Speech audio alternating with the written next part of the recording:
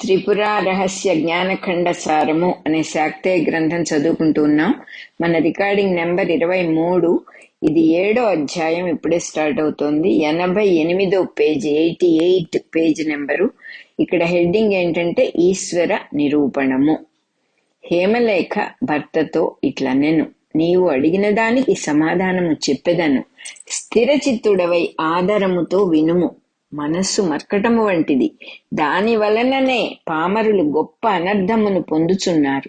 మనస్సు నిశ్చలమైనప్పుడు నిద్రలో సుఖము కలుగుచుండుట, చంచలమైనప్పుడు అదియే సర్వదుఃఖములకు మూల కారణమగుచుండుట తెలిసినదే. కావున స్థిరచిత్తముతో వినుము. అనాదరముతో విన్నచో అది వినని దానితో సమానమే అగును. అది బొమ్మలోని చెట్టువలే ఫలము నొసంగజాలదు. వినాశకరమైన శుష్క తర్కమును వదలి శాస్త్రానుకూలమైన తర్కమును ఆశ్రయించినవాడు సత్వరముగా ఫలమును పొందును. కావున శాస్త్రానుకూలమైన తర్కముతో శ్రద్ధతో నీకు ఏది శ్రేయస్సో నిశ్చయించుకొని దానికై ప్రయత్నింపుము. సర్వమును శూన్యముగా భావించిన శుంగుని అనుచరుల వలె పురుషకారమును వీడకుము. పౌరుషముతో ప్రయత్నింపకున్నచో ఫలమెట్లు కలుగును? ప్రయత్నము వలననే కదా ఎల్లరునూ తమకు అభీష్టములైన వానిని పొందుచున్నారు.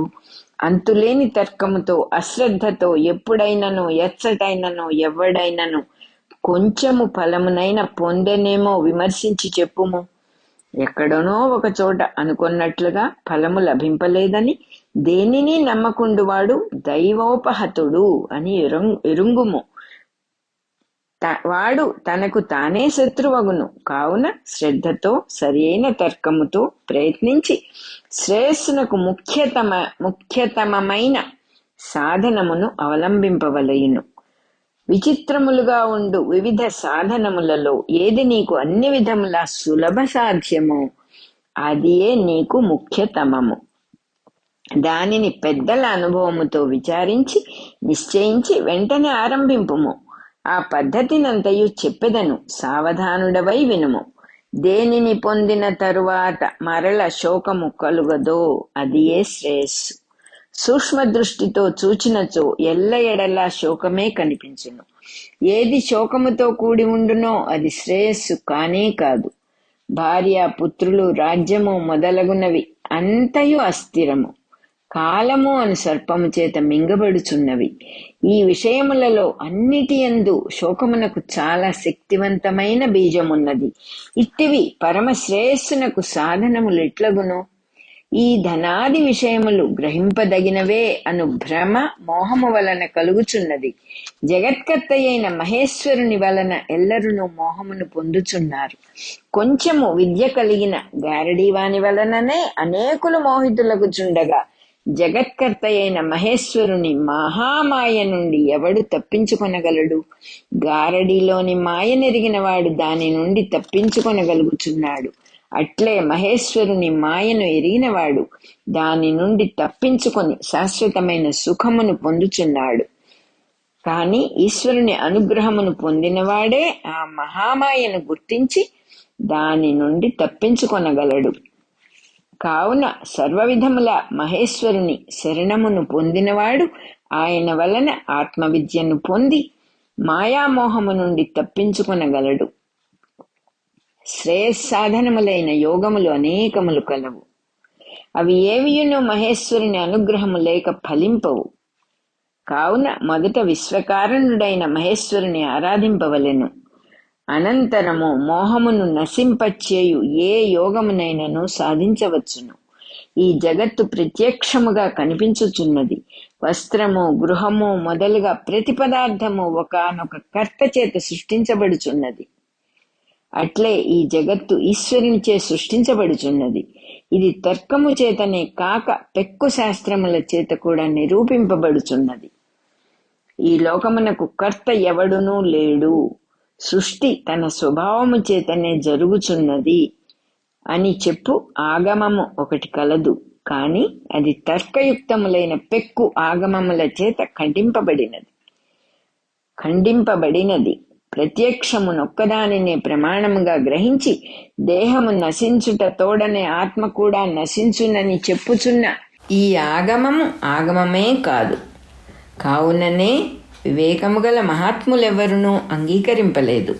శుష్క తర్కముపై ఆధారపడిన ఈ శాస్త్రమును పరిగ్రహింపరాదు. ఈ జగత్తు సనాతనమైనదని, దీనికి అచేతనమైన ప్రకృతియే కారణమని కొందరు చెప్పుచున్నారు.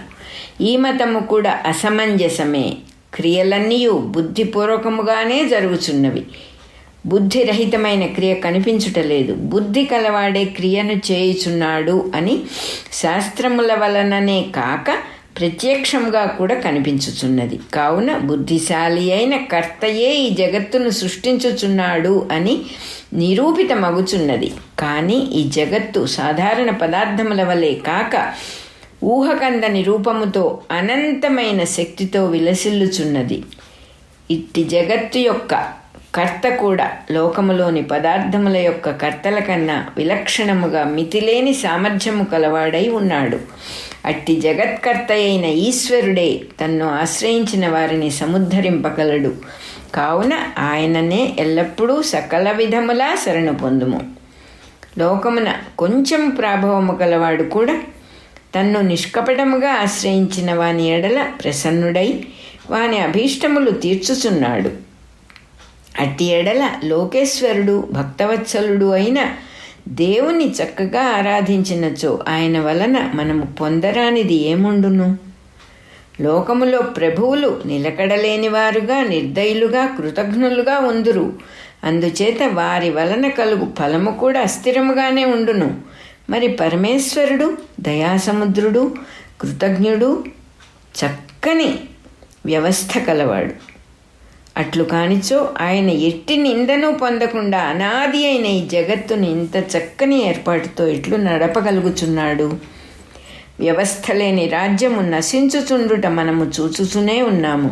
కావుననే ఆయన దయాసముద్రుడని, చక్కని వ్యవస్థ కలవాడని ప్రశంసింపబడుచున్నాడు.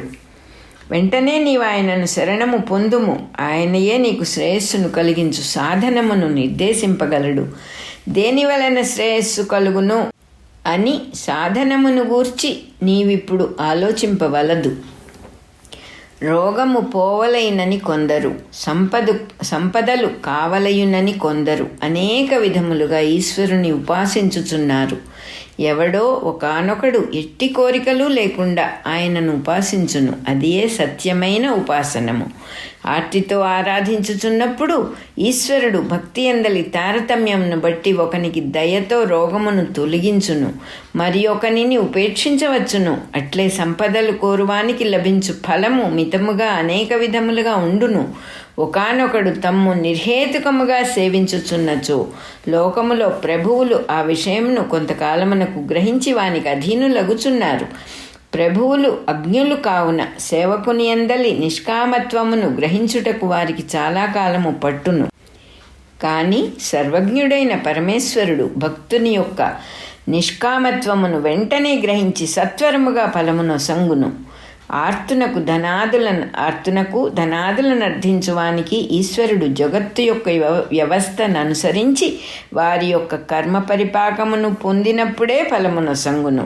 నీవు తప్ప నాకు శరణము లేదు అని శరణాగతి చేసిన భక్తుని విషయమున భగవంతుడు వాని యోగక్షేమములను వహించుచు వాని కర్మ పరిపాకమును పొందినను పొందకున్నను జగత్తులోని వ్యవస్థ యొక్క నియమములను కూడా అతిక్రమించి వానికి సత్వరముగా శ్రేయస్సాధనమును కలిగించుచున్నాడు. ఇదియే ఆయన యొక్క మహాప్రభుత్వము, ఎదురులేని స్వాతంత్ర్యము. ప్రారబ్ధము కానీ జగత్తు యొక్క నియతి కానీ మహేశ్వరుని ఎదుట నిలువలేవు. మార్కండేయుని విషయమున మహేశ్వరుడు ప్రారబ్ధమును నియతిని అతిక్రమించి దీర్ఘాయువునొసంగుట ఎల్లరకు తెలిసినదే. ప్రారబ్ధము నియతి సాధారణముగా దాటరానివే. అసమర్థులైన వారు ప్రారబ్ధమును అతిక్రమింపలేరు. కానీ సమర్థులైన యోగులు ప్రాణాయామము చేత దానిని జయించుచున్నారు. యోగులు ప్రారబ్ధమును జయింపగలరు అనుటయు నియతిలో భాగమే. ప్రారబ్ధమనగా ఫలమునిచ్చుటకు ప్రారంభించిన మన కర్మయే. నియతి అనగా ఈశ్వరుని యొక్క సత్య సంకల్పరూపమైన శక్తి. అందువలననే అది దాటరానిది. కావున నియతి ప్రారబ్ధమును తోసివేయగలదు. అట్టి నియతి కూడా సంపూర్ణముగా పరమేశ్వరుని శరణుజొచ్చిన భక్తుని యందు కుంటుపడును. అట్టి భక్తుల యందు అది అట్లు అకుంఠితమగుచుండుట కూడా దాని స్వభావమే. కావున కుతర్కమును వదలి నిష్కామముగా పరమేశ్వరుని శరణు పొందుము. ఇదియే క్షేమము అను సౌధమునకు మొదటి సోపానము. దీనిని వదలినచో తక్కిన సాధనములేవియూ ఫలింపవు. అంతటా హేమచూడు చాలా సంతోషముతో ఇట్లనెను, ఎవని శక్తి చేత ఈ జగత్తు నియమింపబడుచున్నదో అట్టి సర్వకర్త స్వతంత్రుడు అయిన మహేశ్వరుడెవరో చెప్పుము. విష్ణువు, శివుడు, గణపతి, సూర్యుడు, నృసింహుడు, బుద్ధుడు, సుగతుడు, అర్హతుడు, వాసుదేవుడు, ప్రాణము, సోముడు, పావకుడు, కర్మప్రధానము, అణువులు మొదలుగా అనేక విధములుగా పరమేశ్వరుని నిరూపించుచున్నారు. ఈ దేవతలలో ఎవరు మహేశ్వరుడని మనం ఆరాధింపవలెను? భగవంతుడైన వ్యాఘ్రపాదుని వాత్సల్యమునకు పాత్రురాలవైన నీకు తెలియనిది ఏదియూ ఉండరాదు. ఆయన అనుగ్రహము వలననే కదా స్త్రీవైనను నీవు ఇట్టి జ్ఞానము చేత ప్రకాశించుచున్నావు. అప్పుడు హేమలేఖ హర్షముతో ఇట్లనెను, నాథా, ఈశ్వర స్వరూప నిర్ణయమును చెప్పెదను వినుము. లోకములను సృష్టించి పాలించి లయమొందించువాడే ఈశ్వరుడు. ఆయనయే విష్ణువు. శివుడు బ్రహ్మ. ఆయనయే సకల దేవతలు. ఆయన శివుడే విష్ణువు కాదు, విష్ణువే శివుడు కాదు అని ఈ విధముగా చెప్పుటకు వీలు లేదు. పంచముఖుడు, త్రినేత్రుడు అయిన శివుడు జగత్కర్త అని చెప్పుచున్నారు. లోకములో కుండలు మొదలగు వానిని చేయువాడు చేతనుడుగా శరీరము కలవాడుగా ఉన్నాడు. అచేతనుడు, శరీరము లేనివాడు ఎక్కడనూ కర్తగా కనిపించుట లేదు. కావున ముఖ్య కర్తృత్వము చేతనునకే సంభవించును. స్వప్నములయందు జీవుడు స్థూల శరీరమును వదలి చైతన్యమయమైన దేహముతో వివిధ పదార్థములను సృష్టించుచున్నాడు. కావున చేతనుడైన జీవునకు శరీరము ఉపకరణము మాత్రమే. జీవులు అపూర్ణులు, అస్వతంత్రులు. కావున వారికి ఉపకరణములు ఆవశ్యమగుచున్నవి. మరి పరమేశ్వరుడు పూర్ణుడు, స్వతంత్రుడు. అందువలన ఆయన ఏ సాధనను అపేక్షింపక సర్వమును సృష్టించుచున్నాడు. కావున ఆయనకు శరీరము లేదు. ఆయనకు శరీరము ఉన్నది అన్నచో లోకములోని కార్యకర్తలకు వలె ఆయనకు కూడా కుండను చేయుటకు మట్టి వలె జగత్తును సృష్టించుటకు ఒక పదార్థము కావలసి ఉండును. ఆయన ఆ విధముగా దేశము, కాలము మొదలగు వానిని అవలంబించి సృష్టి చేయువాడైనచో ఆయన కూడా జీవుడే అగును. ఆయన సృష్టి చేయుటకు ఆ సాధనములను అవలంబించుచున్నాడన్నచో అవి సృష్టికి పూర్వమే సిద్ధమై ఉన్నవన్నమాట. అనగా వానిని ఆయన సృష్టింపలేదని చెప్పవలెను. అట్లయినచో ఆయన సర్వమునకు కర్త అని చెప్పుట కుదురదు. కావున దేహము, దేశము, కాలము మొదలగు సాధనములు ఏవియూ లేకుండగానే ఈశ్వరుడు సృష్టించును. కావున ఆయనకు స్థూలమైన శరీరము లేదు. స్థూలమైన బుద్ధి కలవారు పరమేశ్వరుని యొక్క అశరీరత్వమును గ్రహింపలేరు. అందువలన భక్తులు తన్ను ఏ లోకమునందు ఏ రూపము కలవానిగా ధ్యానించుచున్నారో వారికి ఆయన ఆ రూపమును ధరించి ప్రత్యక్షమగును. కావున ఆయన చైతన్యమాత్రుడు. ఆయన ధరించు దేహము కూడా చైతన్యమాత్రమే. ఆ చైతన్య రూపిణియే త్రిపురా మహేశ్వరి. ఆమె యందు జగత్తు అంతయు వివిధ భేదములతో భాషించుచున్నది. చరాచరాత్మకమైన ఈ జగత్తంతయు ఆమె యందు అద్దములో నగరము వలె కనిపించుచున్నది. ఈ జగత్తులో ఆమె కన్నా అన్యముగా ఏదియూ లేదు. అంతయు ఆమెయే. అందువలన జగత్తులో ఉత్తమము, అధమము అను భావనకు అవకాశమే లేదు. శివుడు, విష్ణువు మొదలగు మూర్తులయందున్న చైతన్య శక్తి ఆమెయే. కావున ఆ దేవతల యందును ఒకరు ఎక్కువ మరి ఒకరు తక్కువ అని భావింపరాదు. మరి ఆయా శాస్త్రముల యందు ఆయా దేవతలకు సర్వశ్రేష్టత్వము చెప్పబడి ఉన్నను ఆ రూపములన్నీయు ఆమె యందు కల్పింపబడినవే. కావున అవి ముఖ్యములు కావు. ప్రాజ్ఞుడు నిరాకారమైన చైతన్యమునే ఉపాసింపవలెను. అందులకు సామర్థ్యము లేనివాడు తనకు ఏ దేవతారూపమునందు బుద్ధి లగ్నమగునో ఆ రూపమునే ధ్యానించుచు ఫలమును కోరకుండా ఈశ్వరుని ఆరాధించినచో శ్రేష్టమైన శ్రేయస్సును పొందును. ఈశ్వరారాధనము చేయకుండా కోటి జన్మలెత్తినను సుగతి కలుగదు. ఇది జ్ఞానఖండమున హేమచూడోపాఖ్యానమునందు ఈశ్వర నిరూపణము అన్న 7వ సంపూర్ణము. అలాగే మన రికార్డింగ్ నెంబర్ 23 కూడా అయిపోయిందన్నమాట.